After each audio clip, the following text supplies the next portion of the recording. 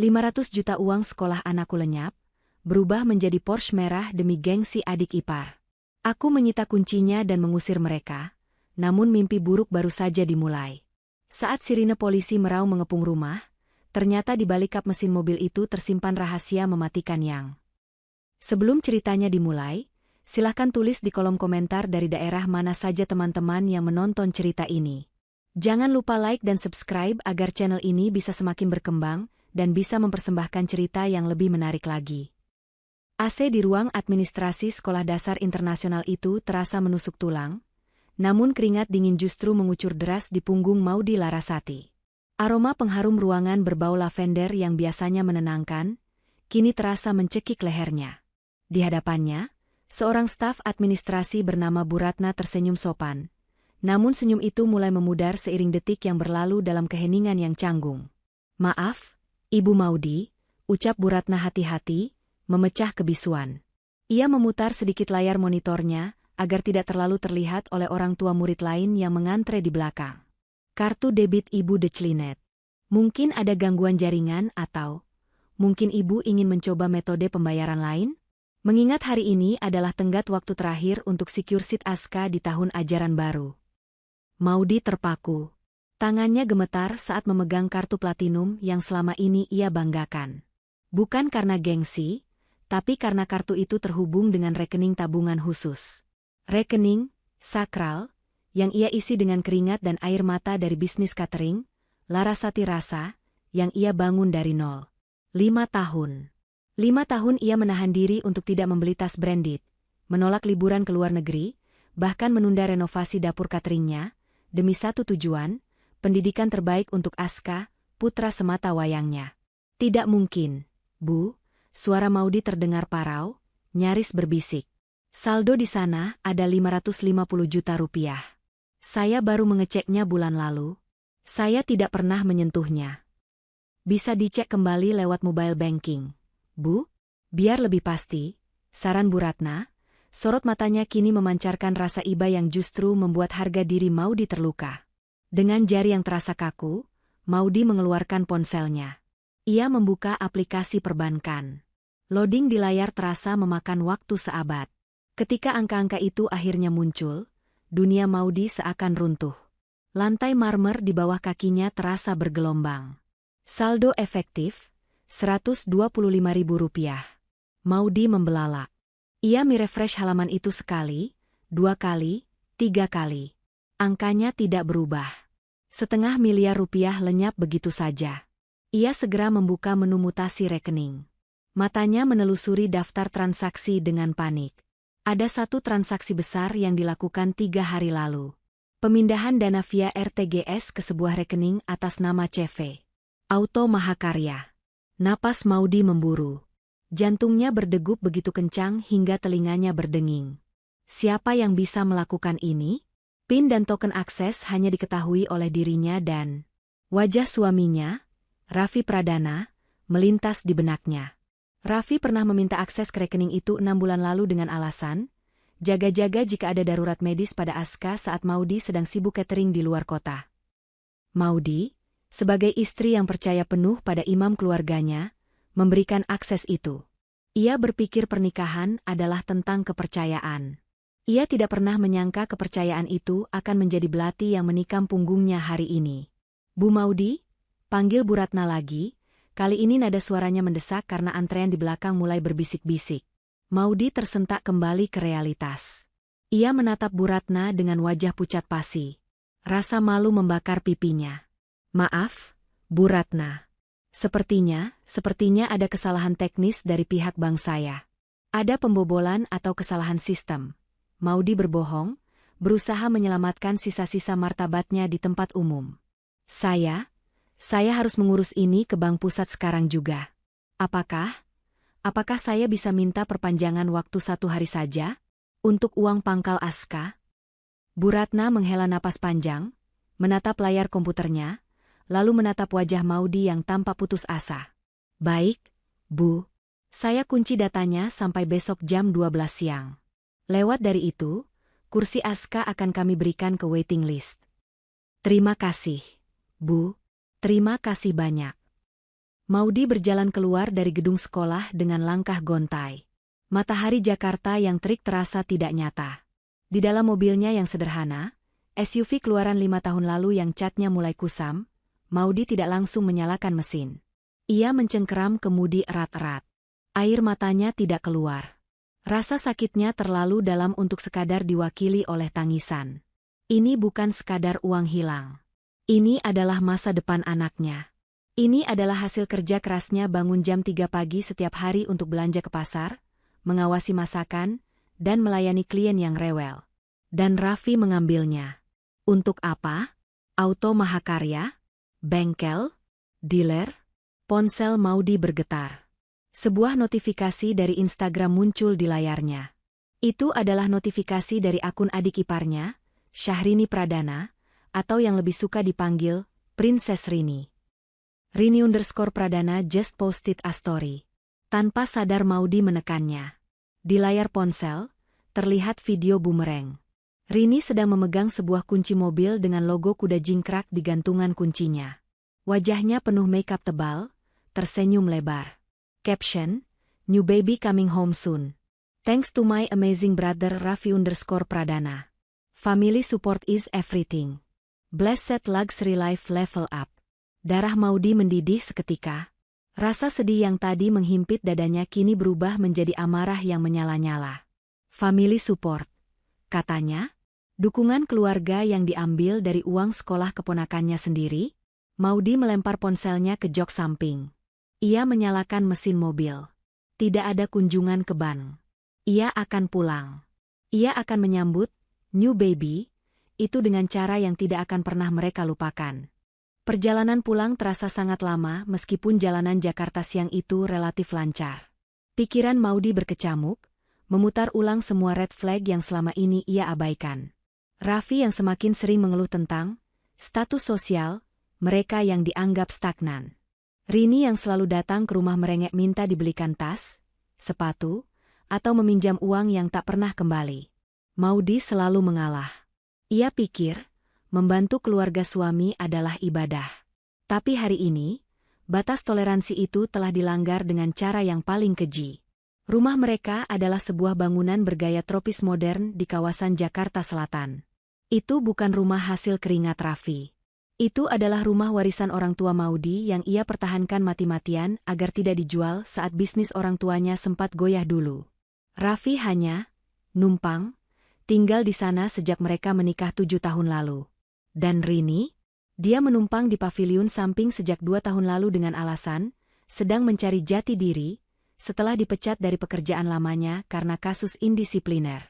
Saat Maudy membelokkan mobilnya ke jalan perumahan, ia melihat kerumunan kecil di depan pagar rumahnya. Beberapa tetangga dan satpam kompleks terlihat sedang mengagumi sesuatu.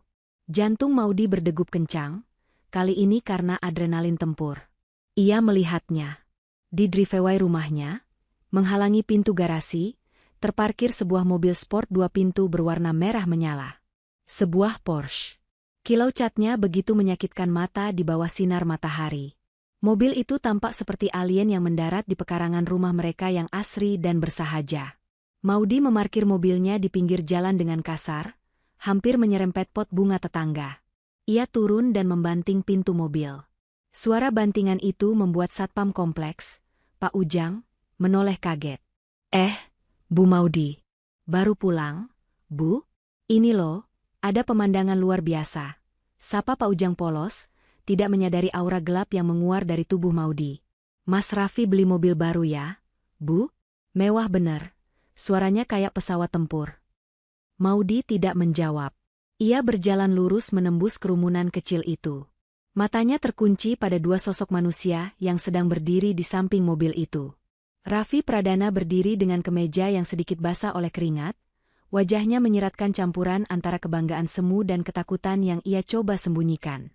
Di sebelahnya, Syahrini, Rini, Pradana berpose. Ia mengenakan gaun pendek ketat dan kacamata hitam oversized, memiringkan tubuhnya di kap mobil sambil meminta asisten rumah tangga mereka, Mbak Siti, untuk memotretnya berkali-kali. Geser dikit, Mbak. Kakinya kurang jenjang. Teriak Rini pada Mbak Siti yang tampak kebingungan memegang iPhone terbaru milik Rini. Raffi. Suara Maudi tidak keras, tapi tajam membelah udara siang itu.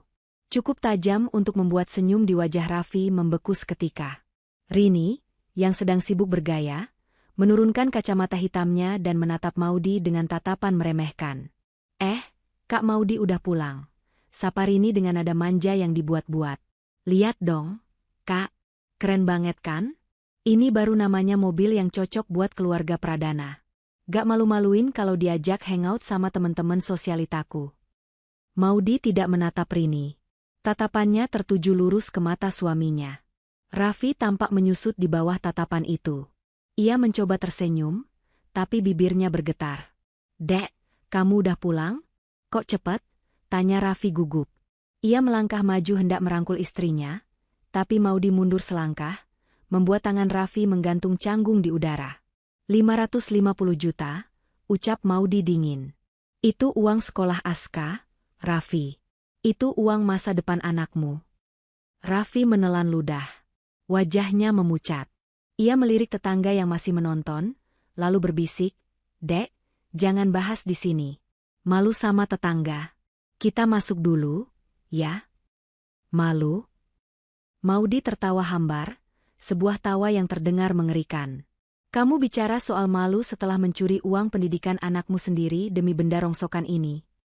Maudi menunjuk mobil Porsche itu dengan telunjuk gemetar. Jaga mulut lo ya, Kak. Rini menyela, tidak terima mobil barunya dihina. Ia melangkah maju, membusungkan dada. Ini bukan rongsokan. Ini Porsche. Lambang kesuksesan. Dan asal kakak tahu, Mas Raffi beli ini buat gue, adik kandungnya. Wajar dong kalau kakak bantu adiknya supaya sukses. Gue butuh mobil ini buat branding diri. Gue mau bisnis properti, butuh kendaraan yang bonafit biar klien percaya. Bisnis? Maudi menatap Rini dengan jijik. Bisnis apa yang butuh mobil seharga 500 miliar tapi modalnya hasil maling uang keponakan sendiri? Cukup, Maudi, bentak Raffi, mencoba terlihat tegas di depan adiknya dan tetangga, meski matanya menyeratkan kepanikan. Ayo masuk.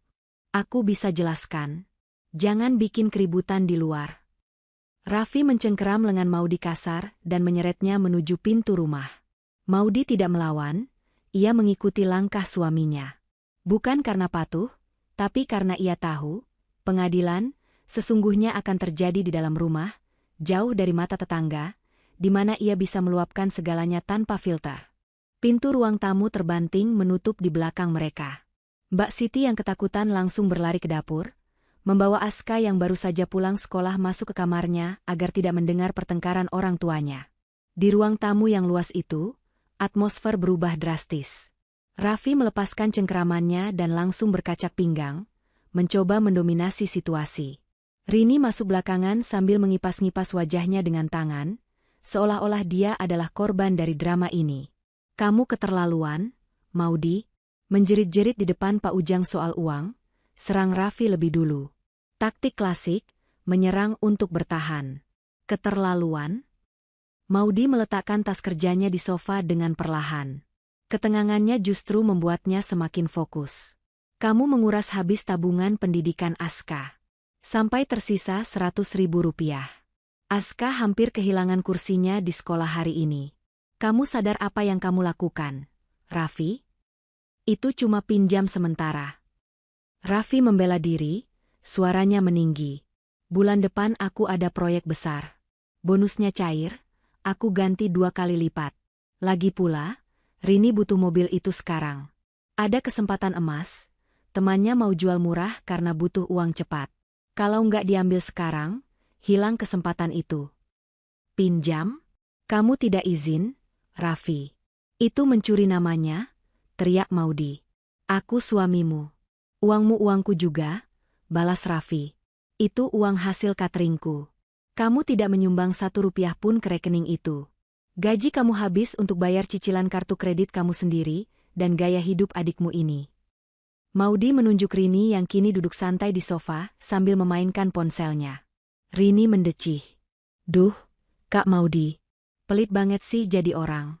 Mas Raffi itu sayang sama adiknya. Gue ini kan investasi keluarga juga. Kalau gue sukses, Masuk lingkaran sosialita elit, dapat jodoh kaya, atau dapat proyek gede karena networking pakai mobil itu, kan kalian juga yang bangga. Masa ipar sendiri mau maju dihalangi? Maju? Maudi menatap Rini tak percaya.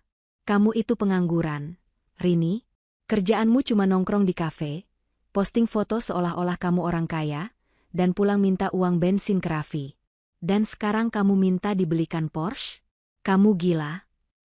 Jaga omongan lo ya. Rini berdiri, matanya melotot. Gue ini influencer.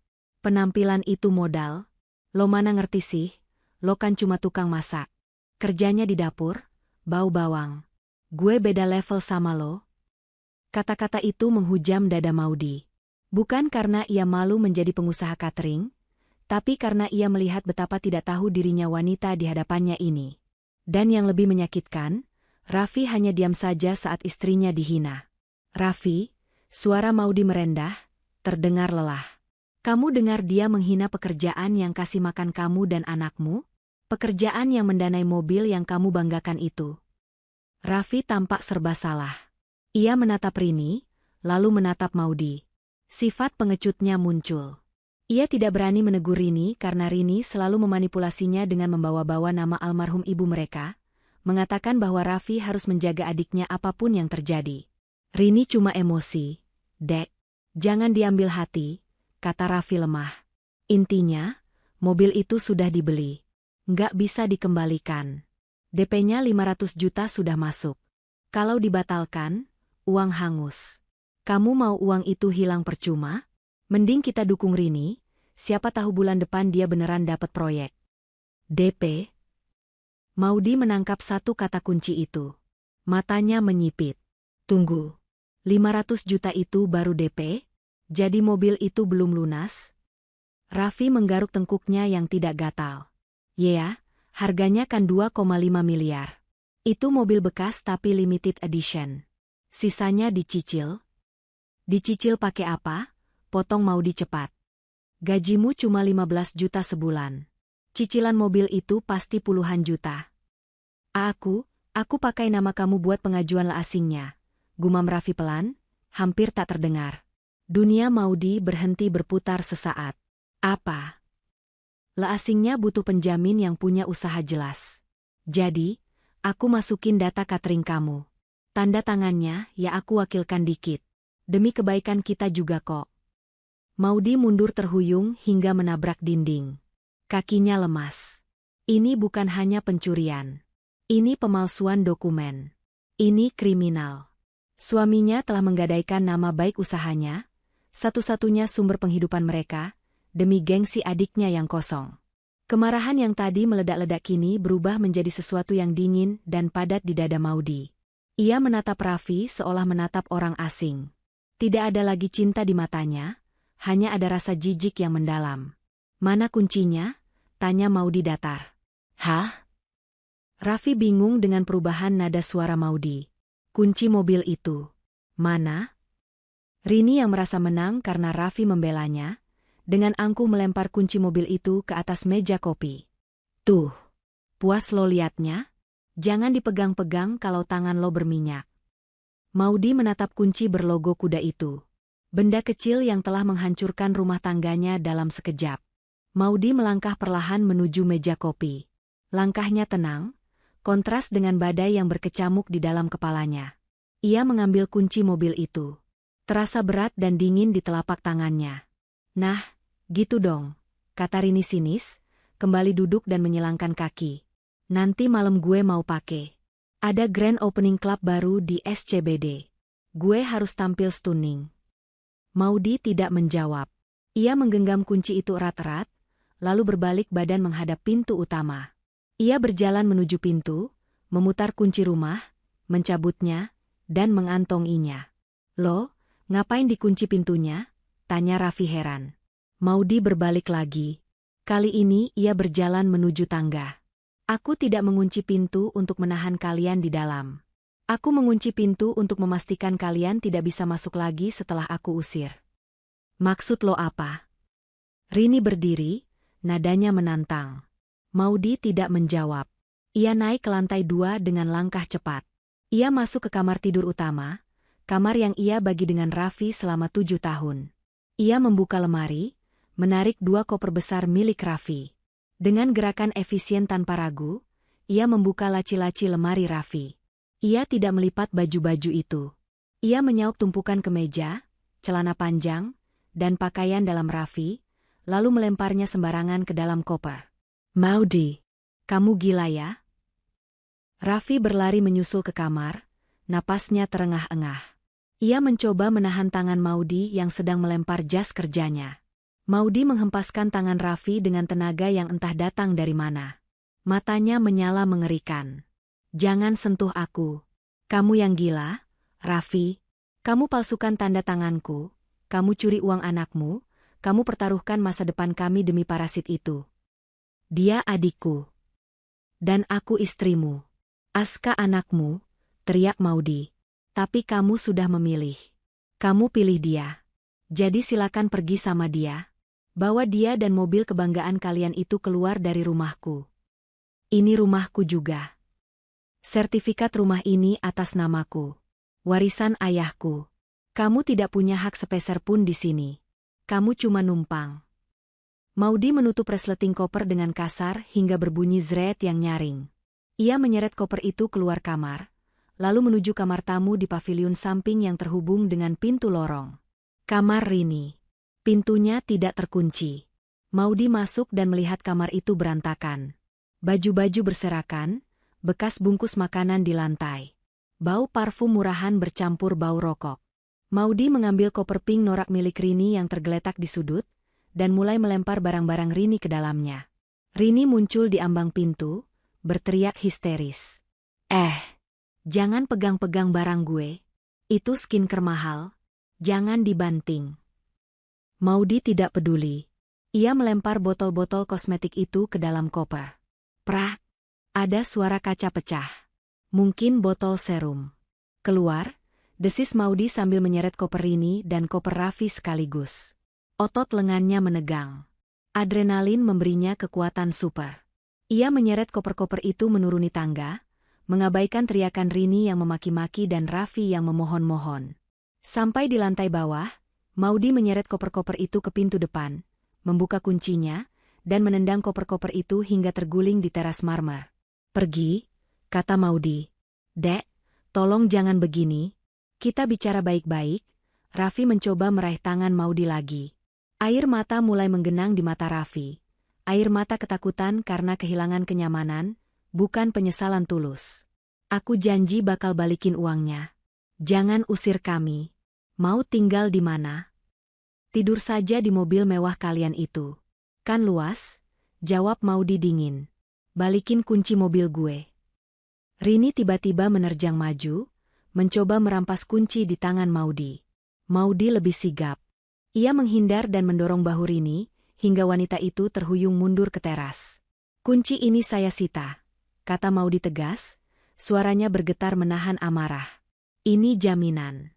Sampai kalian bisa mengembalikan uang 550 juta saya, dan melunasi hutang leasing yang kalian buat atas nama saya, mobil ini tidak akan kemana-mana. Itu pencurian, jerit Rini. Silakan lapor polisi, tantang Maudy. Biar sekalian saya laporkan pemalsuan dokumen dan penggelapan dana yang dilakukan abangmu. Kita lihat siapa yang masuk penjara duluan. Ancaman itu membuat wajah Raffi seputih kertas. Ia tahu Maudy benar. Ia tahu posisinya lemah di mata hukum. Maudy memanfaatkan momen kebisuan mereka. Ia mundur selangkah, masuk ke dalam rumah. Kalian punya waktu 5 menit untuk angkat kaki dari halaman rumahku sebelum satpam kompleks aku panggil untuk menyeret kalian sebagai pengganggu ketertiban. Blam. Pintu jati yang berat itu tertutup rapat. Maudy langsung memutar kuncinya 2 kali. Klik, klik. Suara itu terdengar final. Di balik pintu yang tertutup, pertahanan Maudy runtuh. Ia merosot duduk di lantai, bersandar pada daun pintu yang dingin. Tubuhnya gemetar hebat. Tangis yang sejak tadi ia tahan akhirnya pecah, namun tanpa suara. Ia membekap mulutnya sendiri agar Aska tidak mendengar. Dari luar, terdengar gedoran pintu yang bertubi-tubi. Maudy, buka. Jangan kayak anak kecil, teriak Raffi. Suaranya terdengar panik. Dompetku di dalam. Laptop kerjaku di dalam. Maudy. Dasar perempuan gila. Ipar durhaka lo. Suara cempreng Rini menimpali. Awas ya, gue viralin lo. Gue bikin lo malu se-Indonesia. Bukan nggak? Maudy memejamkan mata, membiarkan teriakan-teriakan itu menjadi latar belakang rasa sakitnya. Ia menatap kunci mobil Porsche di tangannya. Benda ini terasa panas sekarang. Setelah beberapa menit menangis, Maudy menghapus air matanya kasar. Ia tidak punya waktu untuk mengasihani diri sendiri. Ia harus melindungi apa yang tersisa. Ia bangkit dan berjalan ke jendela samping, mengintip dari balik tirai. Di luar sana, langit mulai senja. Warna oranye kemerahan memantul di bodi mobil Porsche merah itu, membuatnya terlihat seperti berdarah. Raffi dan Rini duduk di atas koper-koper mereka di teras. Raffi membenamkan wajah di tangannya, tampak frustrasi. Rini sibuk dengan ponselnya, mulutnya komat-kamit, mungkin sedang membuat instastory atau menelepon teman-temannya untuk mencari tumpangan. Mereka benar-benar tidak pergi. Mereka pikir Maudy hanya menggertak. Mereka pikir Maudy yang lembut dan penurut akan luluh jika didiamkan beberapa jam. Maudy mengambil ponselnya. Ia membuka grup WhatsApp keamanan kompleks. Maudy, Blok A4 Pak Ujang, tolong ke rumah saya. Ada 2 orang yang membuat keributan di teras dan menolak pergi. Tolong diamankan keluar dari gerbang kompleks. Terima kasih. 2 menit kemudian, Maudy melihat Pak Ujang dan 2 satpam lain datang dengan sepeda motor patroli. Terjadi perdebatan di teras. Raffi mencoba bernegosiasi, menunjuk-nunjuk ke arah pintu rumah seolah menjelaskan bahwa itu rumahnya. Tapi Pak Ujang menggeleng tegas. Peraturan kompleks jelas. Pemilik rumah, pemegang sertifikat yang terdaftar di database warga, berhak menentukan siapa yang boleh masuk. Dan Maudy sudah memberikan instruksi. Maudy melihat Rini menghentak-hentakkan kaki dengan marah saat satpam mulai mengangkat koper mereka. Dengan enggan, Raffi dan Rini berjalan menyeret koper mereka keluar dari halaman, dikawal satpam. Mobil Porsche itu tertinggal sendirian, megah namun sunyi, di driveway. Malam turun dengan cepat. Rumah itu terasa besar dan kosong tanpa kehadiran Raffi, namun anehnya, udara terasa lebih ringan. Tidak ada lagi asap rokok Raffi, tidak ada lagi suara TV keras dari kamar Rini. Maudy berjalan ke kamar Aska. Putranya sedang tidur memeluk guling, air mata mengering di pipinya. Aska pasti mendengar keributan tadi. Hati Maudy terasa nyeri. Ia kembali ke ruang tengah, duduk di sofa dalam kegelapan. Hanya cahaya lampu jalan yang menerobos masuk. Ponselnya terus bergetar. Puluhan missed call dari Raffi. Dan notifikasi Instagram yang mulai membanjir. Rini benar-benar melakukannya. Maudy membuka salah satu notifikasi. Sebuah video live yang sudah disimpan Rini. Dalam video itu, Rini menangis terseduh-seduh, tanpa air mata, di pinggir jalan, dengan latar belakang koper-koper mereka. Guys, tolongin aku. Kakak iparku jahat banget. Aku sama Mas Raffi diusir malam-malam begini. Kunci mobilku dirampas. Padahal itu mobil impian aku. Dia emang udah lama iri sama aku. Tolong viralkan ketidakadilan ini. Komentar-komentar netizen mulai bermunculan.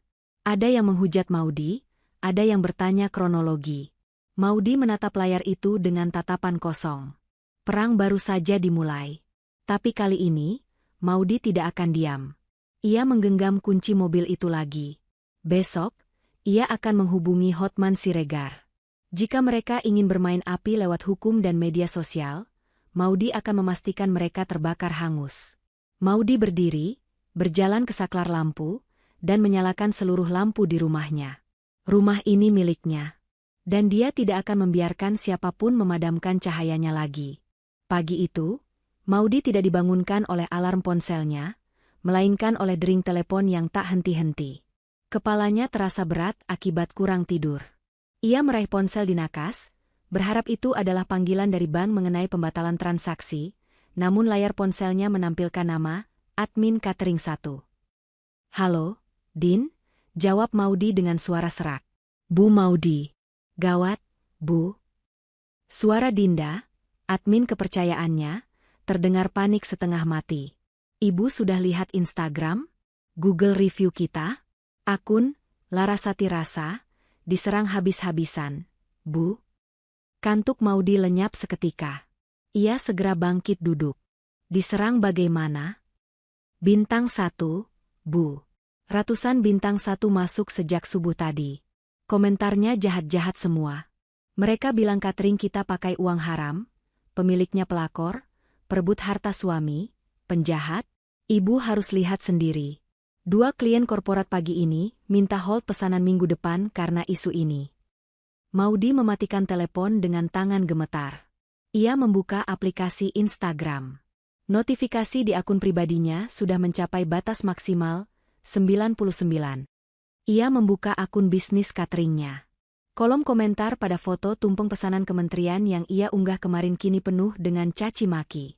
Oh, ini ownernya yang ngusir suami sendiri? Boykot. Makanannya kelihatan enak tapi dimasak pakai api neraka keserakahan. Kasian iparnya diusir. Istri durhaka. Balikin mobil orang. Maudy menelusuri sumber kekacauan ini. Semuanya bermuara pada postingan Syahrini, Rini, Pradana. Video live Rini semalam telah ditonton 50.000 orang dan diposting ulang oleh beberapa akun gosip anonim. Di video itu, narasi Rini sangat meyakinkan bagi mereka yang tidak tahu kebenarannya. Rini memframing dirinya sebagai adik yang dizalimi kakak ipar yang dominan. Ia tidak menyebutkan soal uang pendidikan Aska yang dicuri. Ia hanya fokus pada, mobil itu hadiah dari kakak saya, Raffi, tapi istrinya yang gila harta merampasnya karena iri melihat saya sukses. Darah Maudy berdesir panas. Ia merasa mual. Usaha catering yang ia rintis dengan menjaga kualitas rasa dan kepercayaan selama bertahun-tahun, kini hancur hanya dalam hitungan jam oleh jari-jari jahat adik iparnya. Maudy berjalan ke dapur. Mbak Siti sedang menyiapkan sarapan dengan wajah takut-takut. Aska sudah duduk di meja makan, memegang sendok tapi tidak makan. Mama teman-teman di grup chat kelas bilang mama jahat. Cicit Aska pelan, matanya berkaca-kaca. Katanya mama ambil mobil Tante Rini. Aska malu, M.A. Hati Maudy hancur berkeping-keping. Serangan itu sudah sampai ke putranya. Raffi dan Rini benar-benar tidak punya hati nurani. Mereka tidak peduli jika Aska menjadi korban bullying. Maudy berlutut di samping kursi Aska, memegang kedua bahu putranya erat. Aska, dengar mama. Orang di internet tidak tahu apa yang sebenarnya terjadi. Mama tidak mencuri. Mobil itu dibeli pakai uang sekolah Aska. Papa ambil uang tabungan Aska buat beli mobil Tante Rini. Mama ambil kuncinya supaya uang Aska bisa balik. Mama jahat enggak kalau mau selamatin uang sekolah Aska? Aska terdiam sejenak, mencerna informasi itu. Uang sekolah Aska diambil papa? Maudy mengangguk, menahan air mata. Iya. Jadi Aska harus kuat. Jangan dengerin kata orang. Kita di pihak yang benar. Setelah menenangkan Aska dan mengantarnya ke sekolah, lewat pintu belakang agar tidak terlihat tetangga yang mulai berbisik-bisik, Maudy kembali ke rumah. Ia duduk di ruang kerjanya. Ia tidak boleh emosi. Emosi hanya akan membuatnya kalah di dunia maya. Ia butuh fakta. Maudy membuka laptopnya. Ia mencetak mutasi rekening koran yang menunjukkan aliran dana keluar sebesar 550 juta rupiah ke CV Auto Mahakarya. Ia juga memfoto buku tabungan pendidikan Aska yang saldonya tinggal ratusan ribu. Dengan tangan mantap, Maudy menyusun sebuah klarifikasi di akun Instagram cateringnya. Tidak ada kata-kata kasar. Tidak ada drama air mata. Hanya data. Caption, menanggapi fitnah yang beredar. Berikut adalah bukti mutasi rekening tabungan pendidikan anak saya, usia 7 tahun, yang dikuras habis tanpa izin untuk DP mobil mewah yang dipamerkan oleh saudari S. Saya menyita kunci sebagai aset jaminan pengembalian dana pendidikan anak saya.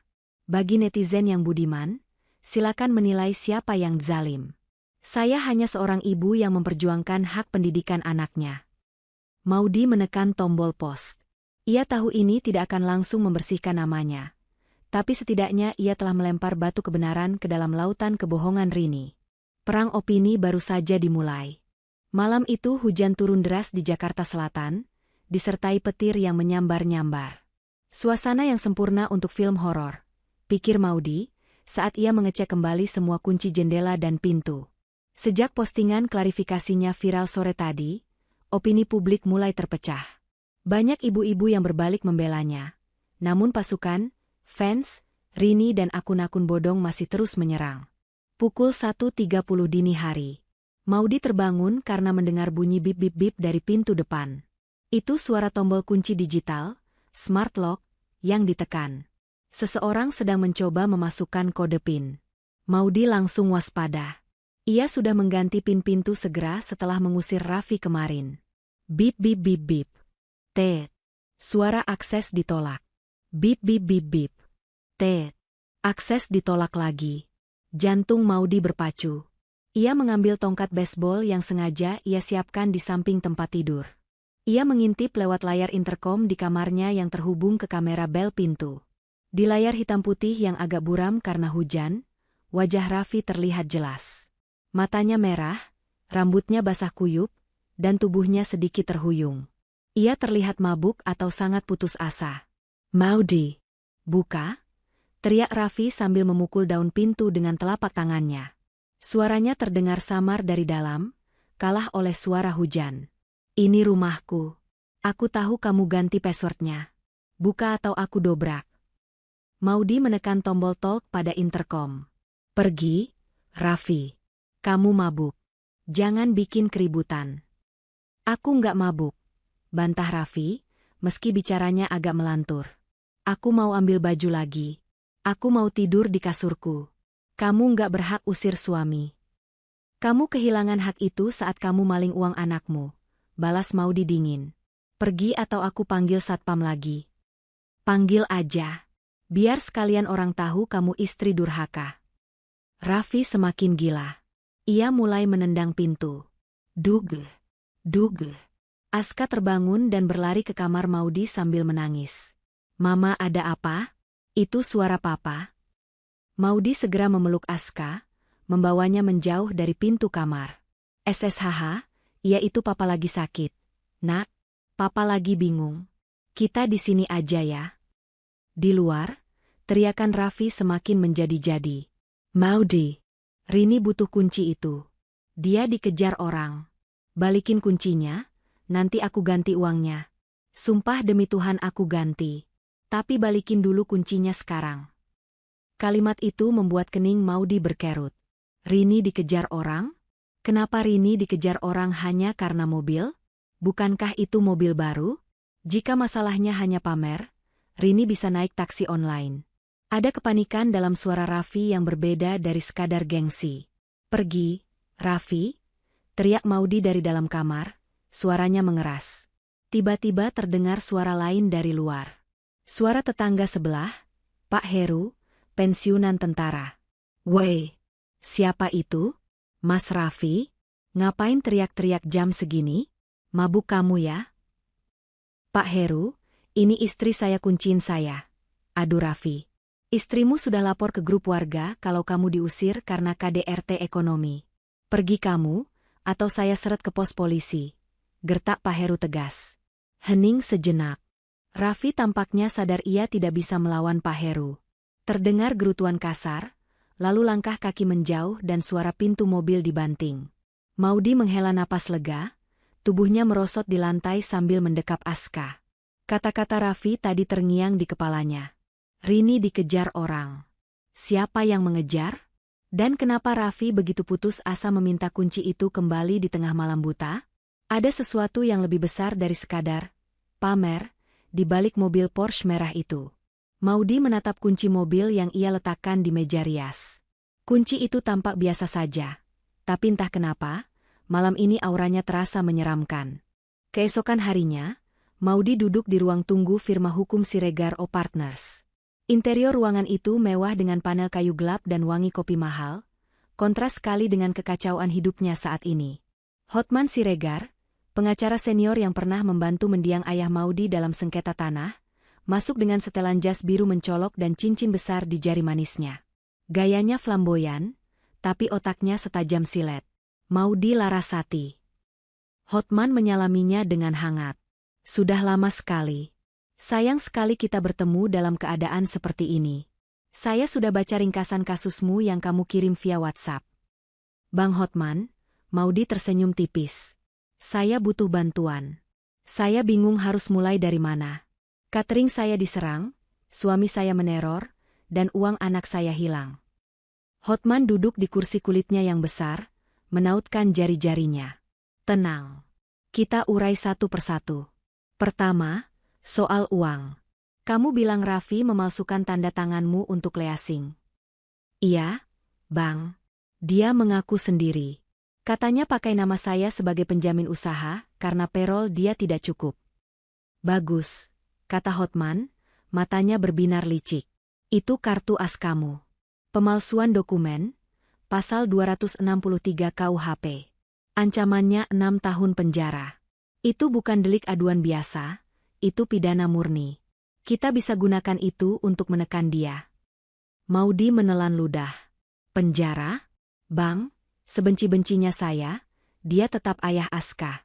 Kalau dia di penjara, Aska bagaimana? Maudi, Hotman mencondongkan tubuhnya ke depan, menatap Maudi tajam. Kamu tidak harus memenjarakannya kalau tidak mau. Tapi kamu butuh leverage. Kamu butuh senjata. Sekarang dia dan adiknya merasa di atas angin karena mereka pikir kamu wanita lemah yang bucin. Kita harus tunjukkan bahwa kamu memegang tombol nuklir yang bisa menghancurkan hidup mereka. Maudi mengangguk pelan. Lalu soal mobilnya? Rini terus meminta kuncinya. Raffi bahkan bilang Rini dikejar-kejar orang. Hotman mengerutkan kening. Ia mengambil fotokopi STNK sementara yang sempat difoto Maudi sebelum menyita kunci. Porsche 911 Carrera. Tahun muda. Harga pasar 3 miliar lebih. Kamu bilang DP-nya 500 juta? Cuma 500 juta? Iya, Bang. Sisa uang tabungan. Aneh, gumam Hotman sambil mengetuk-ngetuk kertas itu. Leasing resmi biasanya minta DP minimal 30% untuk mobil mewah bekas high risk seperti ini. Kalau harganya 3M, DP-nya harusnya minimal 900 juta sampai 1 miliar. Kalau cuma 500 juta, leasing mana yang mau sisi? Kecuali apa, Bang? Kecuali harga mobilnya jauh di bawah pasar, atau ini bukan leasing resmi? Hotman menatap Maudi serius. Kamu pegang kuncinya, kan? Jangan pernah berikan ke siapapun, termasuk polisi, kecuali ada surat perintah penyitaan resmi. Mobil itu adalah bukti kejahatan Raffi, dan mungkin bukti kejahatan lain yang lebih besar. Maksud abang? Saya curiga dilernya. Auto Mahakarya. Nama itu tidak familiar di kalangan importir umum mobil mewah. Saya akan minta tim saya selidiki. Firasat saya mengatakan, Raffi bukan cuma bodoh, tapi dia masuk ke dalam jebakan. Hotman berdiri, menandakan pertemuan usai. Saran saya, segera ajukan gugatan cerai. Masukkan pasal penelantaran ekonomi dan KDRT psikis. Soal catering, abaikan netizen. Fokus perbaiki dengan klien real. Dan kunci itu, simpan di tempat paling aman. Itu nyawamu sekarang. Keluar dari kantor Hotman, Maudi merasa lebih kuat. Ia bukan lagi korban. Ia adalah pemegang kendali. Namun, peringatan Hotman tentang jebakan membuat bulu kuduknya berdiri. Jebakan macam apa yang dimasuki suaminya? 3 hari berlalu sejak pengusiran. Maudi mencoba menormalkan rutinitas. Pagi itu, ia sedang mengawasi pengepakan 500 box nasi untuk acara seminar di balai kota. Dapurnya sibuk, wangi ayam bakar memenuhi udara. Para pegawai bekerja dalam diam, mereka tahu bos mereka sedang dalam masalah. Namun kesetiaan mereka membuat mereka bekerja lebih giat untuk mendukung Maudi. Tiba-tiba, keributan terjadi di depan gerbang dapur yang terbuka. 2 orang pria berbadan tegap, mengenakan jaket kulit dan celana jeans ketat, masuk tanpa permisi. Wajah mereka garang, tipikal debt collector lapangan. Mana Ibu Maudi Larasati? Bentak salah satu dari mereka yang memiliki tato di leher. Para pegawai perempuan menjerit ketakutan. Maudi yang sedang mengecek nasi, meletakkan papan jalannya dan melangkah maju dengan tenang. Ia sudah menduga ini akan terjadi, meski tidak menyangka secepat ini. Saya Maudi. Ada urusan apa teriak-teriak di tempat kerja saya?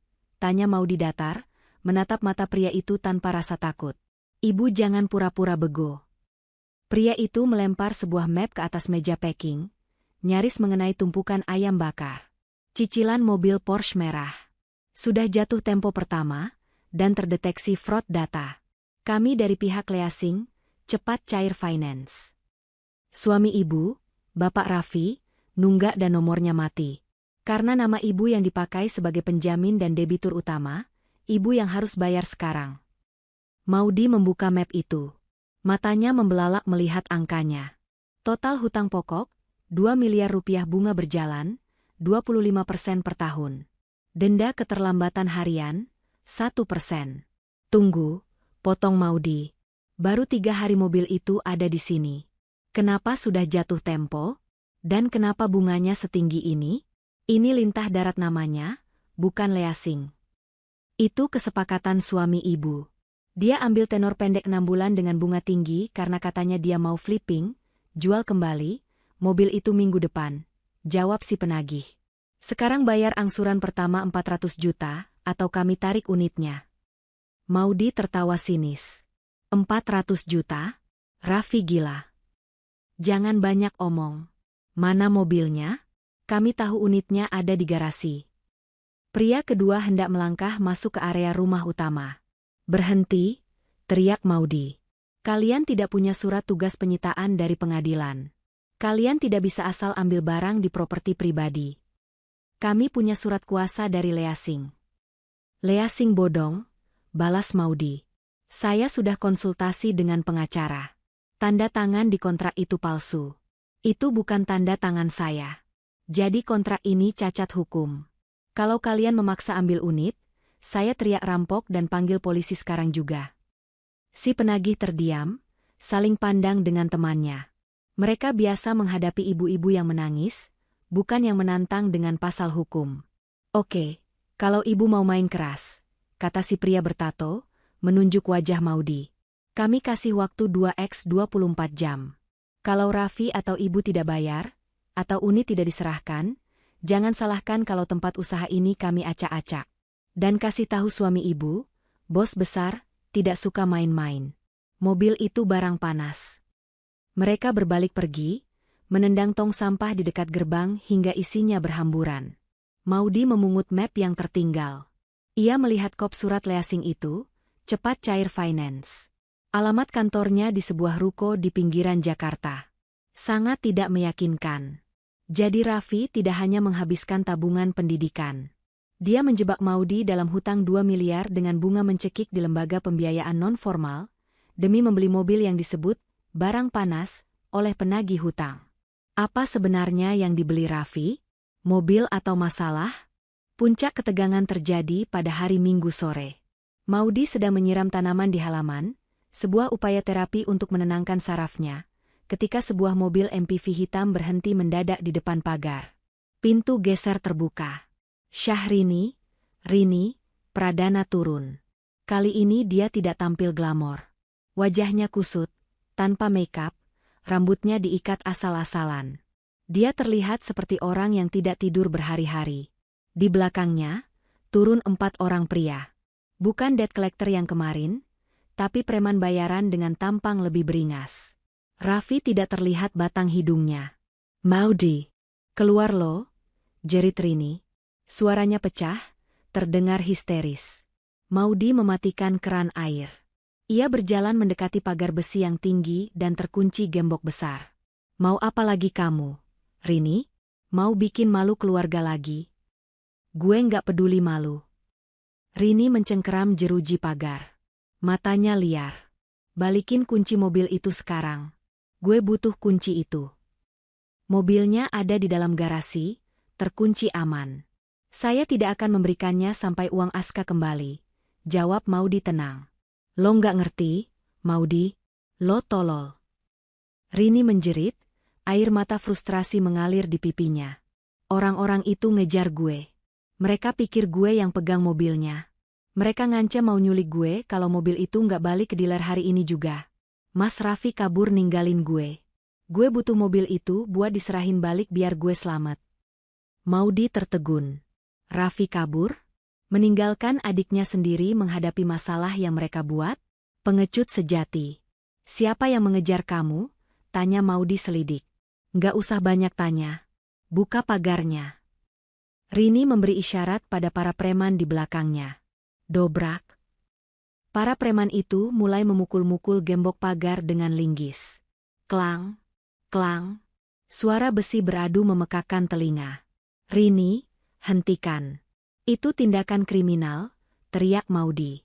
Ia mundur, mengeluarkan ponselnya. Aku rekam ini. Bodoh amat. Ambil kuncinya, teriak Rini pada para preman. Dobrak pintunya, masuk ke dalam, cari kuncinya. Salah satu preman berhasil merusak engsel gembok. Pagar besi itu terbuka sedikit. Maudy berlari mundur ke pintu rumah, mengunci deadbolt dan chain lock. Jantungnya serasa mau meledak. Aska. Masuk kamar mandi. Kunci dari dalam, teriak Maudy pada anaknya yang sedang menonton TV. Aska, yang sudah terlatih dengan ketegangan beberapa hari ini, langsung berlari tanpa bertanya. Brak, pintu depan rumah ditendang dari luar. Kaca jendela depan pecah dilempar batu. Maudy, keluar atau gue bakar rumah ini, ancam Rini dari teras. Kegilaan sudah menguasai dirinya sepenuhnya. Rasa takut dikejar, bos besar, membuatnya kehilangan akal sehat. Maudy bersembunyi di balik sofa, jari-jarinya dengan gemetar menekan tombol panggilan darurat. Bukan ke Raffi, bukan ke tetangga. Ia menelepon nomor yang diberikan Hotman Siregar, kontak pribadi seorang perwira polisi. Halo? Kompol Dedi? Tolong saya. Rumah saya diserang. Mereka mendobrak masuk. Di luar, suara langkah kaki berat memasuki ruang tamu. Pecahan kaca berderik diinjak sepatu Lars. Cari kuncinya. Geledah semua laci. Perintah Rini yang suaranya terdengar sudah masuk ke dalam rumah. Maudy mendekap ponselnya di dada, matanya menatap pintu ruang tengah yang menjadi satu-satunya penghalang antara dirinya dan gerombolan itu. Di tangannya yang lain, ia menggenggam kunci Porsche itu begitu erat hingga telapak tangannya berdarah. Ia tidak akan menyerahkannya. Kunci ini adalah satu-satunya bukti yang bisa memenjarakan mereka semua dan menyelamatkan masa depan Aska. Suara pecahan kaca yang beradu dengan lantai marmer terdengar, seperti ledakan bom di telinga Maudy. Ruang tamu rumah warisan orang tuanya, yang selama ini menjadi tempat perlindungan yang tenang, kini berubah menjadi medan perang. Pecahan vas bunga kristal berserakan, bercampur dengan tanah dari pot yang terguling. Rini berdiri di tengah kekacauan itu, dadanya naik turun dengan napas yang memburu. Matanya nanar, menyapu sekeliling ruangan seperti binatang buas yang terdesak. Di belakangnya, 4 preman bayaran mulai mengacak-acak ruangan. Mereka membuka laci meja konsol, membalikan bantal sofa, dan menendang kursi dengan kasar. Cari sampai ketemu, pekik Rini. Suaranya melengking tinggi, nyaris pecah karena histeria. Kuncinya pasti ada di sini. Geledah tas kerjanya. Geledah kamar di atas. Maudy, yang bersembunyi di balik partisi kayu tebal yang memisahkan ruang tamu dan ruang keluarga, mencengkeram ponselnya erat-erat. Ia mendengar suara langkah kaki berat mendekat ke arah tangga. Mereka hendak naik ke lantai 2. Ke kamar Aska. Insting keibuannya mengambil alih rasa takutnya. Maudy tidak bisa membiarkan bajingan-bajingan ini mendekati putranya. Dengan nekat, Maudy keluar dari persembunyiannya. Ia menyambar sebuah tongkat golf, milik Raffi yang tertinggal, dari sudut ruangan. Jangan ada yang naik ke atas, teriak Maudy. Suaranya menggelegar, mengejutkan salah satu preman yang kakinya sudah menapak di anak tangga pertama. Semua mata tertuju pada Maudy. Rini menoleh. Seringai kemenangannya muncul saat melihat kakak iparnya akhirnya menampakkan diri. Nah, keluar juga tikusnya, desis Rini. Ia melangkah maju, menunjuk wajah Maudy dengan jari telunjuk yang kukunya dipoles merah darah. Serahin kuncinya, Maudy. Jangan persulit hidup lo sendiri. Lo nggak tahu siapa yang gue hadapi. Saya tidak peduli siapa bos kamu, Rini.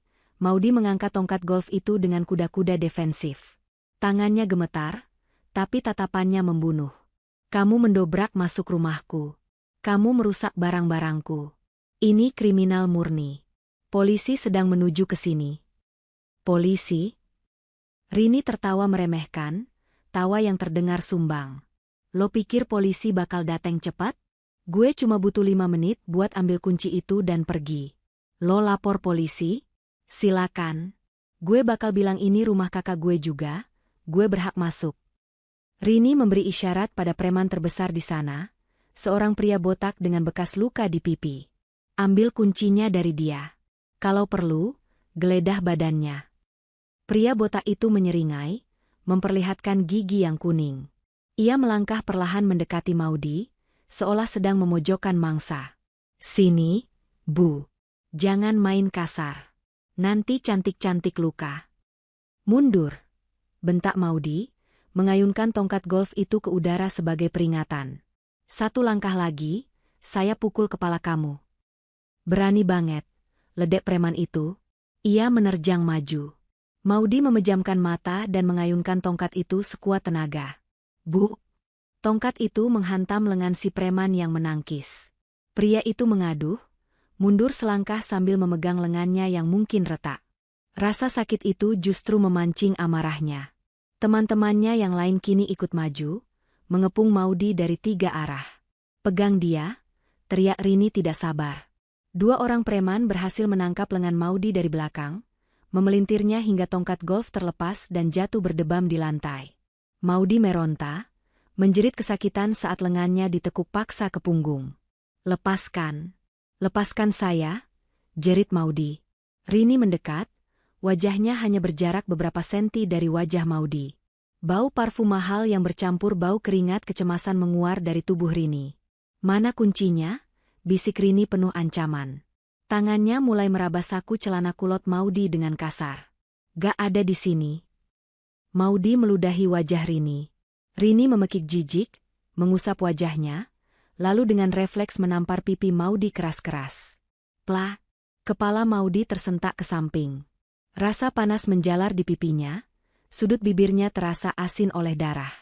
Namun, rasa sakit itu justru membuat Maudi sadar sepenuhnya. Ia tidak boleh menyerah. Kunci itu ada di saku belakangnya, terselip dalam-dalam. Geledah kamarnya.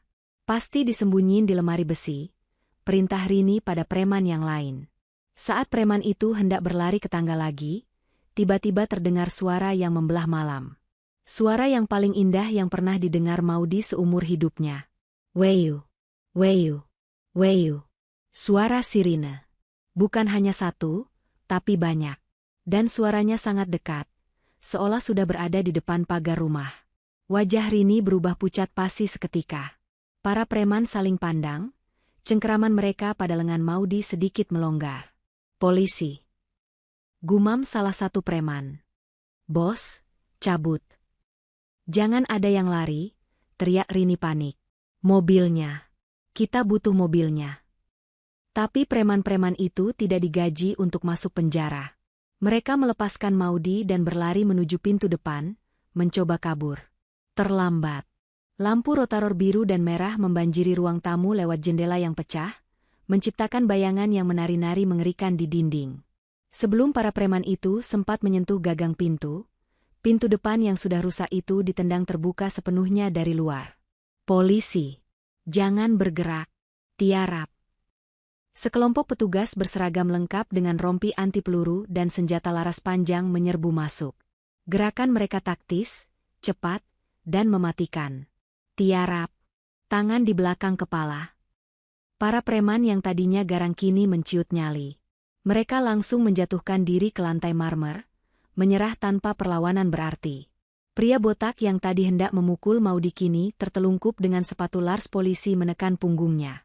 Di tengah kerumunan petugas itu, masuklah seorang pria dengan kemeja putih polos yang digulung sesiku, celana bahan gelap, dan pistol terselip di pinggang. Wajahnya keras, rahangnya tegas, dan matanya memindai ruangan dengan ketajaman elang. Itu adalah komisaris polisi, Kompol Dedi Wicaksono. Dedi melihat Maudi yang terduduk lemas di dekat partisi, memegangi pipinya yang memar. Tatapannya kemudian beralih ke Rini yang berdiri gemetar di tengah ruangan, wajahnya pucat seperti mayat. Amankan lokasi. Cek seluruh ruangan. Pastikan tidak ada pelaku lain. Perintah Dedi pada anak buahnya dengan suara bariton yang tenang namun penuh otoritas. Seorang polwan segera menghampiri Maudy, membantunya berdiri. Ibu tidak apa-apa? Ada luka serius. Maudy menggeleng lemah. Anak saya, Aska, di kamar mandi atas. Kami akan cek. Ibu tenang dulu di sini. Sementara itu, Rini, dengan kemampuan manipulasi yang luar biasa, tiba-tiba mengubah ekspresi wajahnya. Dari ketakutan, ia beralih menjadi korban yang histeris. Ia menjatuhkan diri ke sofa dan mulai menangis meraung-raung.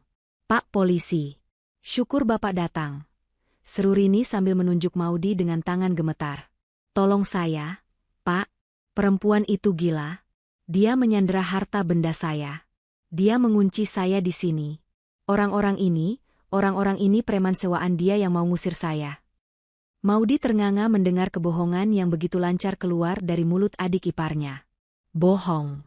Dia yang bawa preman itu. Dia yang mendobrak rumah saya. Dedi mengangkat tangan, memberi isyarat agar keduanya diam. Ia berjalan mendekati Rini. Langkahnya pelan, mengintimidasi. Anda bilang, Ibu Maudy yang menyewa preman ini? Tanya Dedi datar. Iya, Pak. Benar. Saya ini adiknya pemilik rumah ini, Raffi. Saya punya hak di sini. Tapi Maudy mau menguasai semuanya. Dia rampas kunci mobil saya. Rini terus mengoceh, air mata buayanya mengalir deras. Dedi menoleh ke arah preman botak yang sedang diborgol di lantai. Heh, kamu. Siapa yang bayar kamu? Preman itu melirik Rini, lalu melirik polisi. Loyalitas preman bayaran hilang saat dihadapkan pada ancaman penjara. Mbak itu, Pak, yang pakai baju macan tutul. Jawab si preman sambil menunjuk Rini dagunya. Kami dibayar 5 juta per orang buat ambil kunci mobil. Wajah Rini merah padam. Dia bohong. Dia disuruh Maudy buat fitnah gue. Dedi tersenyum tipis, senyum yang tidak mencapai matanya. Cukup. Bawa semua tersangka ke mobil patroli. Ibu ini juga. Dedi menunjuk Rini. Apa? Saya korban. Kenapa saya dibawa? Rini menjerit saat seorang polwan memegang lengannya. Anda diduga melakukan perbuatan tidak menyenangkan, perusakan properti, dan pengerahan massa untuk tindakan anarkis. Anda bisa jelaskan sisanya di kantor, kata Dedi tegas. Tunggu, Pak, potong Maudy. Ia berjalan tertatih mendekati kompol Dedi. Ia merogoh saku belakangnya dan mengeluarkan kunci mobil Porsche itu. Pemicu semua ini adalah benda ini. Mereka mengincar mobil yang ada di garasi. Dedi menerima kunci itu. Ia mengamati logo kuda jingkrak itu sejenak, lalu menatap Maudy. Mobil Porsche merah B1 RNI. Benar, Pak. Plat nomornya itu, jawab Maudy. Alis Dedi terangkat sebelah. Menarik. Saya baru saja mendapat laporan intelijen tentang mobil dengan ciri-ciri serupa yang terpantau radar kami di daerah ini. Boleh saya lihat unitnya? Silakan, Pak.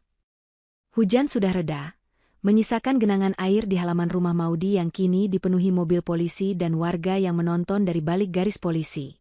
Cahaya lampu sorot polisi menerangi halaman, membuat suasana malam itu terang benderang seperti siang hari. Raffi Pradana, yang ternyata bersembunyi di pos satpam kompleks karena takut masuk, akhirnya diseret oleh Pak Ujang ke hadapan polisi. Wajah Raffi pucat pasi, kemejanya kusut. Ia melihat Rini sedang menangis di dalam mobil patroli, dan istrinya, Maudy, berdiri di samping perwira tinggi polisi. Pak, saya suaminya. Saya pemilik rumah ini. Seru Raffi mencoba terlihat penting, meski suaranya bergetar. Kompol Dedi tidak menoleh. Ia sedang sibuk mengitari mobil Porsche merah yang terparkir angkuh di driveway. Ia menyalakan senter, menyorot bagian dalam mobil dari kaca jendela, lalu berjongkok memeriksa kolong mobil. Buka pintunya, perintah Dedi pada anak buahnya, menyerahkan kunci yang tadi diberikan Maudy. Mobil terbuka. Aroma kulit baru menyeruak keluar. Dedi duduk di kursi pengemudi, bukan untuk menikmati kemewahan, tapi untuk membuka laci dashboard.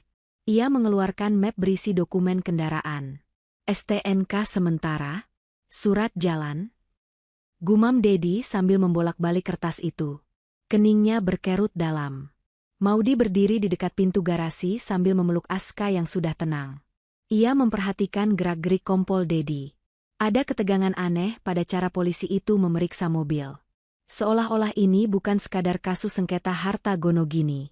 Saudara Raffi Pradana, panggil Dedi tanpa menoleh. Suaranya keras. Raffi tersentak. Siap, Pak. Dedi keluar dari mobil, memegang dokumen itu. Ia berjalan mendekati Raffi. Tatapannya mengunci mata Raffi yang bergerak gelisah. Mobil ini, Anda yang beli? Tanya Dedi. Iya, Pak. Hadiah buat adik saya. Tapi istri saya salah paham. Saya tidak tanya soal istri Anda. Potong Dedi tajam. Saya tanya transaksinya. Beli di mana? Harganya berapa? Raffi menelan ludah. Di Auto Mahakarya. Dealer mobil mewah impor. Harganya 2,5 miliar. Saya baru bayar DP 500 juta.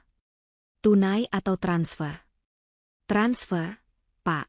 Sebagian tunai. Dedi mengangguk-angguk pelan, seolah sedang mencerna informasi itu. Tiba-tiba ia bertanya lagi dengan nada yang lebih menekan. Saudara Raffi, Anda tahu harga pasar Porsche 911 Carrera S tahun 2022 seperti ini berapa? Raffi bingung. Ya sekitar segitu, Pak. Salah, sela Dedi. Harga pasarnya di atas 3,5 miliar untuk kondisi mint seperti ini. Kalau ada dealer yang jual 2,5 miliar, apalagi dengan DP cuma 500 juta langsung bawa unit, itu cuma ada dua kemungkinan, mobil bekas banjir, atau mobil masalah. Enggak kok, Pak. Mesinnya mulus, bela Raffi. Mari kita cek fisiknya, kata Dedi. Ia melambai pada anggotanya yang membawa alat scanner portabel. Cek nomor rangka dan nomor mesin. Cocokkan dengan database Regiden Korlantas. Seorang petugas berpangkat Bribka mulai membuka kap mesin depan. Ia menyinari nomor rangka yang terukir di sasis, lalu mengetikkan kodenya ke dalam tablet kepolisian. Maudi melihat wajah Rini di dalam mobil patroli menempel di kaca jendela. Matanya melotot mengawasi pemeriksaan itu. Rini tampak lebih takut pada pemeriksaan mobil daripada pada penangkapannya sendiri. Komandan, panggil Bribka itu setelah 2 menit yang hening. Nada suaranya serius. Dedi mendekat. Ada apa? Nomor rangka divisi kendaraan tidak terdaftar di database resmi importir umum manapun, Endan. Tapi Bribka itu menunjukkan layar tabletnya. Nomor ini match dengan laporan Interpol tentang penggelapan kendaraan mewah di Singapura bulan lalu. Ini mobil curian lintas negara. Maudi menutup mulutnya dengan tangan, menahan napas. Mobil curian? Dedi menegakkan tubuhnya.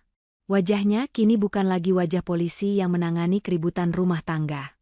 Wajahnya adalah wajah pemburu yang menemukan jejak mangsa besar. Plat nomor B1RNI ini, tanya Dedi sambil menunjuk plat cantik di mobil itu. Palsu total, Endan.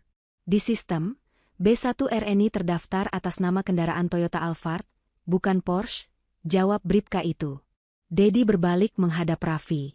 Senyum sinis tersungging di bibirnya. Selamat, Saudara Raffi. Anda bukan hanya terlibat KDRT. Anda baru saja tertangkap tangan menguasai barang bukti kejahatan transnasional. Anda penadah. Kaki Raffi lemas seketika. Ia jatuh terduduk di aspal halaman rumahnya sendiri. Hah? Penadah? Enggak, Pak. Sumpah. Saya beli resmi. Ada kwitansinya. Ada surat jalannya. Kwitansi dari sindikat? Surat jalan palsu, tukas Dedi dingin. Anda pikir kenapa dealer itu mau lepas mobil 3 miliar dengan DP 500 juta? Karena mereka butuh membuang barang panas, ini secepat mungkin ke orang bodoh yang gila gengsi. Dan Anda, Saudara Raffi, adalah target sempurna mereka. Raffi menggeleng-gelengkan kepalanya histeris. Enggak mungkin. Rini bilang itu dealer temannya. Rini bilang itu diskon khusus. Raffi menoleh ke arah mobil patroli di mana Rini ditahan. Rini, kamu bilang ini aman. Kamu bilang ini legal. Maudi menatap suaminya dengan rasa campur aduk. Jijik, marah, tapi juga kasihan atas kebodohannya yang luar biasa. Raffi telah menghabiskan uang pendidikan Aska, hanya untuk membeli tiket masuk penjara. Kompol Dedi berjalan mendekati Maudi. Sikapnya melunak saat berbicara dengan Maudi. Bu Maudi, saya harus menyita mobil ini sebagai barang bukti. Dan saya juga harus membawa suami ibu ke kantor untuk pemeriksaan lebih lanjut terkait sindikat auto mahakarya ini. Kami sudah mengincar jaringan ini selama 6 bulan. Suami ibu adalah kunci untuk membongkar siapa agen penjualnya. Silakan, Pak, jawab Maudi tegas tanpa ragu. Bawa saja mobil itu dan suami saya. Jika dia bersalah, biarkan dia bertanggung jawab. Mama. Aska menarik ujung baju Maudi. Papa mau dibawa polisi. Maudi berjongkok, menatap mata putranya. Papa harus menjelaskan sesuatu ke Pak Polisi. Nak, Papa berbuat salah, jadi Papa harus jujur. Aska masuk sama Mbak Siti ya. Setelah Aska dibawa masuk, Dedi kembali bertanya, kali ini lebih spesifik. Bu Maudi, Ibu tahu dari mana sumber dana 500 juta itu? Apakah ada keterlibatan Ibu? Sama sekali tidak, Pak. Maudi segera menjelaskan. Itu uang tabungan pendidikan anak saya di rekening yang bisa diakses suami. Dia mengurasnya tanpa izin saya. Saya punya bukti mutasi rekeningnya jika Bapak butuh. Bagus. Itu memperkuat alibi Ibu bahwa Ibu tidak tahu menahu soal pembelian mobil bodong ini. Ibu aman. Tapi suami Ibu. Dedi menggeleng. Dia dalam masalah besar. Selain pasal penadahan, pasal 480 KUHP, dia juga bisa kena UU pencucian uang jika terbukti dia tahu asal-usul mobil ini. Tiba-tiba, dari dalam mobil patroli, Rini mulai menggedor-gedor kaca jendela. Saya mau bicara. Saya saksi kunci. Saya tahu siapa bandarnya. Dedi menaikkan alisnya. Sepertinya, Tuan Putri mulai bernyanyi. Ia memberi isyarat pada anggotanya untuk membuka pintu mobil patroli sedikit. Apa? Tanya Dedi datar. Bukan salah saya, teriak Rini. Maskaranya luntur membuat wajahnya seperti hantu. Mas Raffi yang transfer uangnya. Saya cuma ngenalin teman. Namanya Ko Edi. Dia yang punya auto mahakarya. Jangan penjara saya. Saya cuma influencer. Saya nggak tahu itu mobil curian. Ah, Ko Edi. Dedi tersenyum puas. Nama itu adalah potongan puzzle yang ia cari. Terima kasih infonya. Tapi Anda tetap ikut ke kantor. Memperkenalkan pembeli ke sindikat penjahat berarti Anda adalah perantara. Itu turut serta melakukan kejahatan. Dedi menutup pintu mobil patroli kembali, mengabaikan teriakan histeris Rini. Sementara Raffi sedang digiring masuk ke mobil polisi lain dengan tangan terborgol, tim forensik lapangan terus bekerja di sekitar mobil Porsche itu. Maudi melihat seorang petugas sedang melepas plat nomor B1RNI yang terpasang di mobil. Di balik plat itu, ternyata ada perekat double tape yang tebal. Saat plat palsu itu dilepas, tidak ada plat lain di bawahnya, hanya dudukan kosong. Namun, petugas itu membuka bagasi depan, tempat penyimpanan di Porsche. Di bawah karpet dasar, mereka menemukan sepasang plat nomor asli berwarna putih dengan kode negara, SG, Singapura. Konfirmasi positif. Endan, lapor petugas itu sambil mengangkat plat Singapura tersebut dengan sarung tangan lateks. Plat aslinya disembunyikan di dalam bodi. Ini modus standar penyelundupan mobil mewah lewat jalur tikus Batam. Kompol Dedi mengangguk. Ia menoleh ke Maudi. Bu Maudi, malam ini Ibu menyelamatkan banyak hal. Bukan cuma uang anak Ibu, tapi Ibu membantu kami menangkap ujung benang dari sindikat impor ilegal yang merugikan negara miliaran rupiah. Maudi tersenyum pahit. Saya tidak berniat jadi pahlawan, Pak. Saya cuma mau uang sekolah anak saya kembali. Apa uang 500 juta itu bisa kembali? Wajah Dedi berubah simpatik namun realistis. Jujur saja, Bu, uang itu sudah masuk ke rekening sindikat.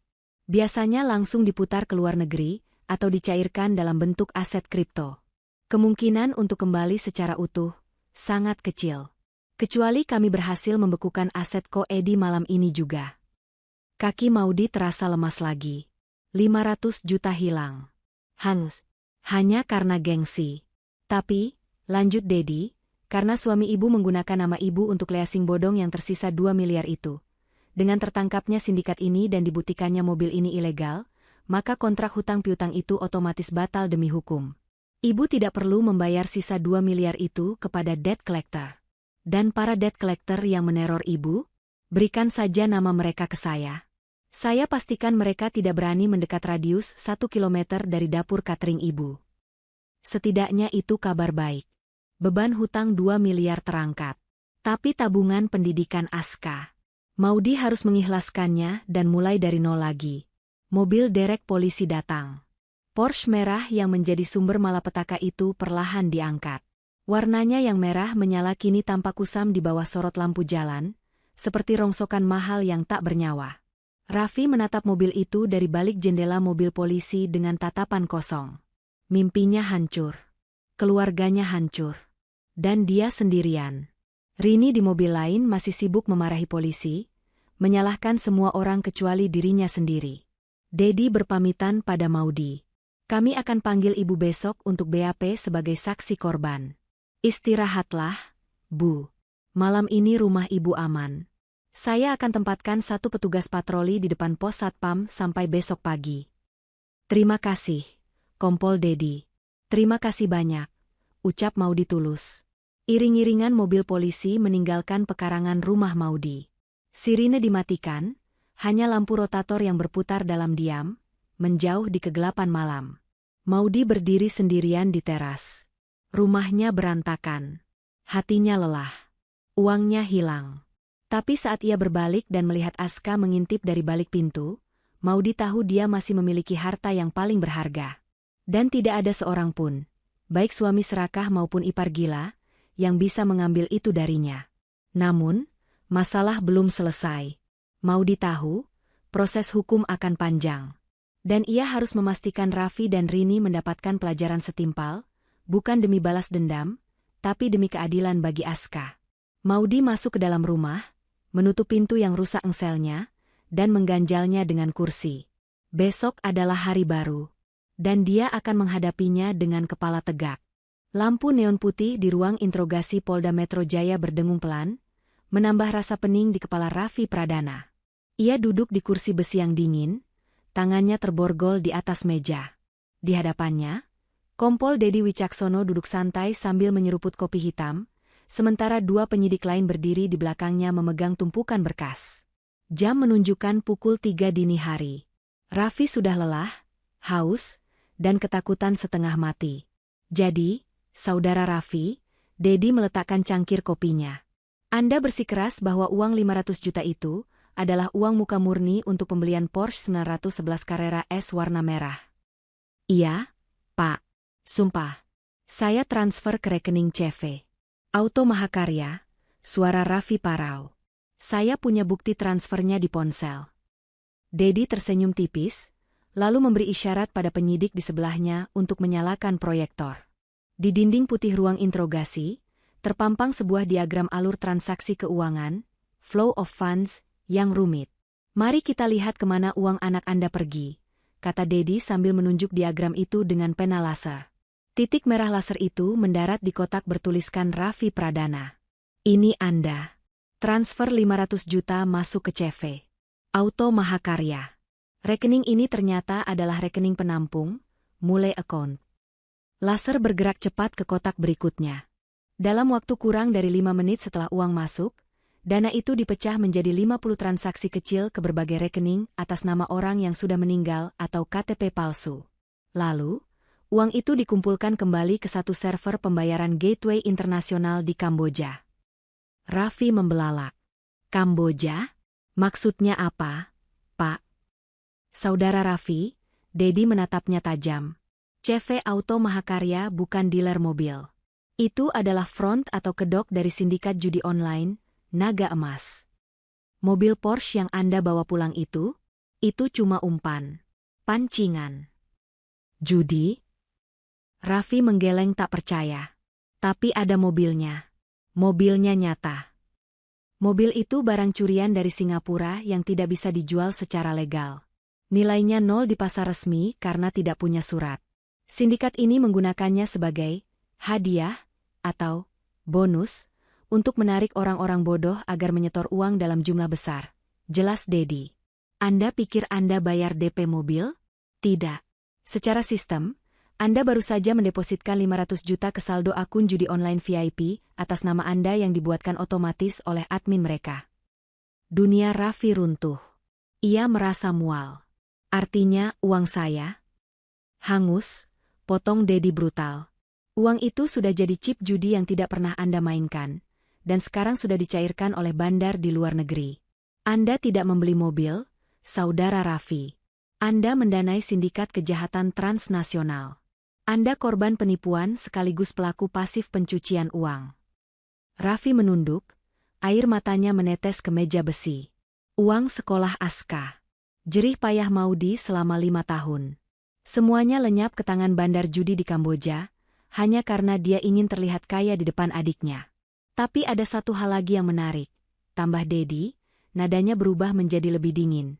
Kami menemukan aliran dana kickback atau komisi. Dari 500 juta yang Anda setor, ada 50 juta yang dikirim balik ke rekening lokal di Indonesia pada hari yang sama. Raffi mengangkat wajahnya. Siapa? Siapa yang terima? Dedi menekan tombol next pada presentasi. Sebuah nama dan foto muncul di layar. Foto wanita yang sedang tersenyum lebar memegang tas Hermes. Penerima dana, Syahrini Pradana. Adik Anda, kata Dedi, dia bukan sekadar mengenalkan. Dia adalah afiliator sindikat ini. Dia menjual kakaknya sendiri seharga 50 juta rupiah. Di ruang pemeriksaan sebelah, suasana jauh lebih kacau. Syahrini, Rini, Pradana tidak berhenti menjerit dan memaki sejak dimasukkan ke dalam ruangan. Lepasin gue mau lapor ke Komnas HAM. Kalian gak tahu followers gue berapa? Teriak Rini sambil menggebrak meja. Riasan wajahnya luntur total, membuatnya tampak seperti badut yang menyedihkan. Seorang penyidik wanita, Polwan, Inspektur 1, Ibtu, Ratna, masuk membawa setumpuk kertas hasil cetak percakapan WhatsApp yang disedot dari ponsel Rini. Duduk, perintah Ibtu Ratna tegas. Gue nggak mau duduk. Gue mau pulang. Duduk. Bentak Ratna dengan suara menggelegar yang membuat nyali Rini ciut seketika. Rini akhirnya duduk, bibirnya cemberut. Ratna melempar kertas-kertas itu ke hadapan Rini. Baca. Rini melirik kertas itu. Itu adalah riwayat chatnya dengan kontak bernama Ko Edi, Mobil Sultan. Chat Rini, Ko, kakak gue udah transfer 500 JT tuh. Mana jatah gue? Chat Ko Edi, aman, Princess. 50 JT udah meluncur ke BCA lo. Mobil unit bodong yang merah udah dikirim ya. Ingat, jangan dipakai ke jalan raya, itu STNK-nya aspal banget. Cuma buat pajangan di garasi aja biar kakak lo seneng. Chat Rini, siap kok. Bodo amat lah mau bodong atau enggak. Yang penting gue bisa pamer di Instastory. Kakak gue MAH bego, dia percaya aja itu mobil legal haha. Wajah Rini memucat. Ia gemetar memegang kertas itu. Bukti digital tidak bisa berbohong. Kamu tahu mobil itu bodong. Kamu tahu kakakmu ditipu. Dan kamu mengambil keuntungan 50 juta dari uang pendidikan keponakanmu sendiri, kata Ibtu Ratna dengan nada jijik.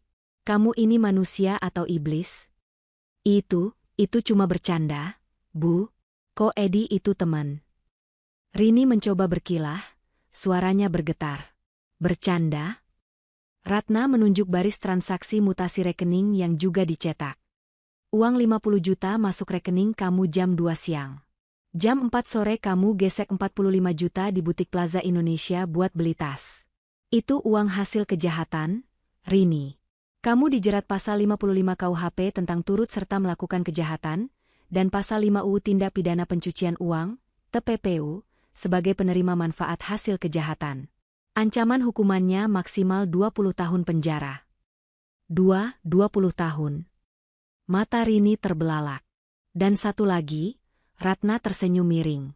Karena kamu yang paling aktif memamerkan mobil itu di media sosial, kamu dianggap sebagai muka dari sindikat ini untuk menarik korban lain. Netizen sudah mulai menggali jejak digitalmu. Mereka tahu kamu afiliator. Enggak, Mas Raffi yang beli. Aku cuma. Mas Raffi MU itu korban kebodohannya sendiri. Tapi kamu predatornya, potong Ratna. Siapkan dirimu. Besok kita rilis pers. Kamu akan pakai baju oranye. Tanpa filter, tanpa beauty effect. Mendengar kata, baju oranye, dan tanpa filter, pertahanan Rini hancur lebur. Ia menangis histeris, bukan karena menyesal, tapi karena bayangan reputasinya yang hancur. Ia meraung-raung memanggil ibunya, memanggil Raffi, bahkan memanggil Maudy untuk menolongnya.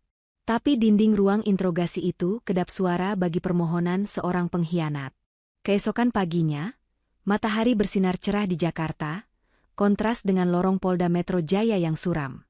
Maudy berjalan didampingi Hotman Siregar.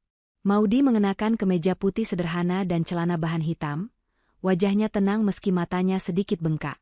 Mereka datang untuk menandatangani berita acara pemeriksaan, BAP, sebagai pelapor dan saksi korban.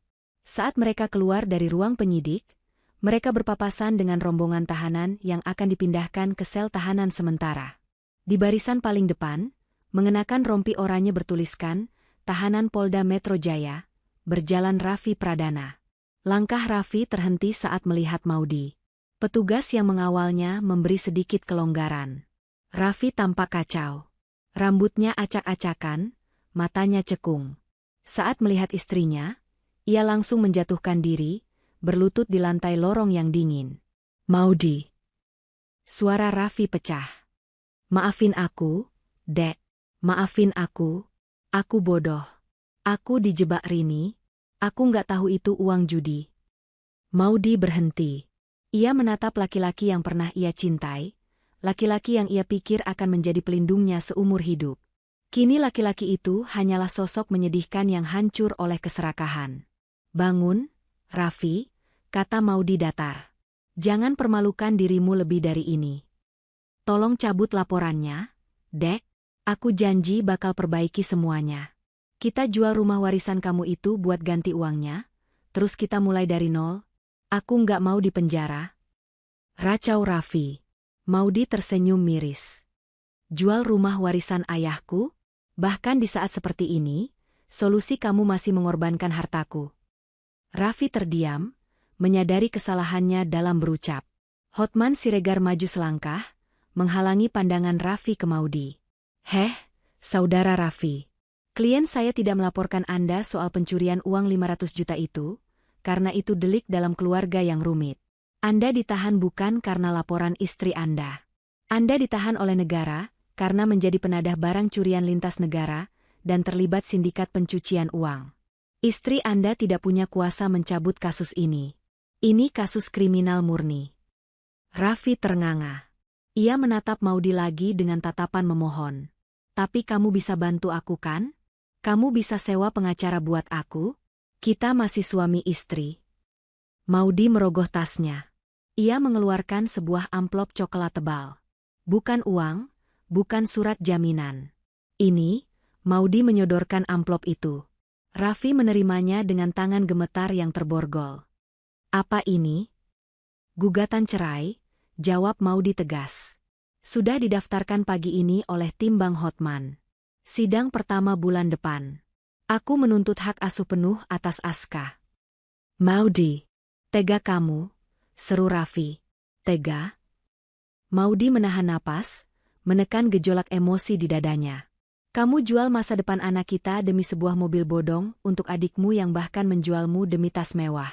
Kamu pikir aku akan membiarkan Aska dibesarkan oleh ayah yang tidak punya integritas dan logika?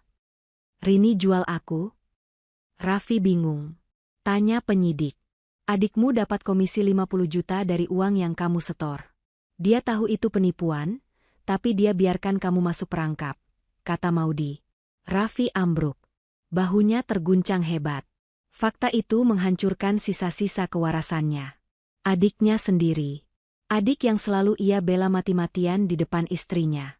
Jaga diri kamu, Raffi. Belajarlah bertanggung jawab di dalam sana, ucap Maudy. Ayo, Maudy. Kita ada urusan lain, ajak Hotman. Maudy melangkah pergi, meninggalkan Raffi yang meraung menangis di lantai lorong, ditarik paksa oleh petugas untuk kembali berdiri. Maudy tidak menoleh lagi.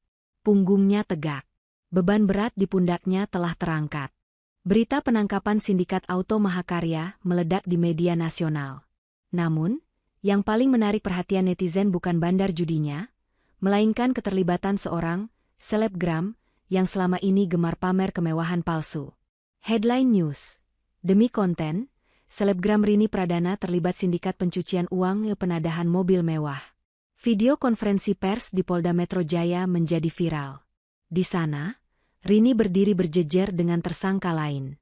Ia mengenakan baju tahanan oranye nomor 08. Rambutnya dikuncir asal, tanpa make-up, wajahnya kusam dan berminyak. Ia terus menunduk menghindari kamera, sangat kontras dengan gaya angkuhnya di Instagram. Di dunia maya, akun Instagram Rini yang tadinya dipenuhi pujian palsu, kini menjadi ladang pembantaian. Netizen 1, "Oalah, kirain rich aunty beneran, ternyata hasil nipu abang sendiri. 50 juta doang harga-harga diri lo. Julid fisabilillah, lihat tuh mukanya pas gak pake filter. Burik juga ternyata. Mana tas Hermesnya? Sitawai. Korban flexing, pantesan gayanya selangit, ternyata duit haram. Kasian iparnya yang diusir kemarin." Kehancuran Rini tidak berhenti di sanksi sosial. Sore harinya, di dalam sel tahanan wanita yang pengap dan berbau keringat, Rini duduk memeluk lutut di pojok ruangan. Ia berbagi sel dengan seorang pencopet pasar dan seorang tersangka kasus narkoba. "Heh, orang kaya," panggil si pencopet wanita sambil menyeringai. "Bagi dong makanannya. Katanya duitnya banyak."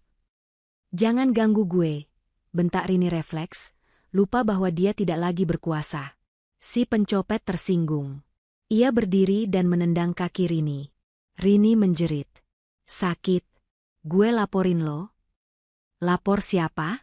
Di sini kita sama, Neng." Si pencopet tertawa, diikuti tawa penghuni sel lain. Tiba-tiba, seorang sipir memanggil nama Rini. "Syahrini Pradana. Ada pengacara dari endorsement kosmetik mau ketemu." Rini berlari ke jeruji dengan harapan. "Mereka mau bantu saya?" Sipir itu menggeleng sambil menyerahkan sebuah dokumen lewat celah jeruji. "Enggak. Mereka nganterin surat somasi. Kamu dituntut ganti rugi 500 juta karena pelanggaran kontrak. Brand mereka rusak gara-gara kamu jadi tersangka." Rini merosot ke lantai, memegang surat tuntutan itu. 500 juta. Uang komisi 50 juta sudah habis. Mobil disita, kakaknya dipenjara, rumah Maudi tertutup baginya. Dia tidak punya apa-apa lagi. Di luar penjara, Maudi menonton berita itu dari televisi di ruang tengah rumahnya yang sudah rapi kembali. Ia melihat wajah Rini di layar kaca. Tidak ada rasa puas yang berlebihan, hanya rasa lega bahwa keadilan telah menemukan jalannya. "Mama, itu Tante Rini?" tanya Aska yang duduk di sampingnya.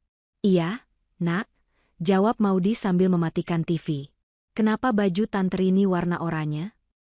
"Itu seragam buat orang yang harus belajar memperbaiki kesalahan, Aska. Tante Rini dan Papa lagi sekolah dulu biar jadi orang baik," jelas Maudi bijak. Ia tidak ingin menanamkan dendam pada anaknya. Aska mengangguk. "Berarti kita cuma berdua dong, Ma?" "Iya, cuma berdua. Tapi kita bakal baik-baik aja." Maudi mengecup kening putranya. 6 bulan kemudian. Suara ketukan palu hakim di Pengadilan Agama Jakarta Selatan terdengar tegas dan final.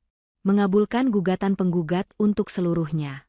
Menjatuhkan talak 1 Bain Sugra tergugat Raffi Pradana terhadap penggugat Maudi Larasati. Menetapkan hak asuh anak jatuh kepada penggugat. Maudi menghela napas panjang. Rasanya seperti menghirup udara segar untuk pertama kalinya setelah bertahun-tahun menahan napas di dalam air keruh. Ia menyalami majelis hakim, lalu berbalik menyalami Hotman Siregar. "Selamat, Maudi. Kamu resmi bebas," kata Hotman sambil merapikan jas mahalnya.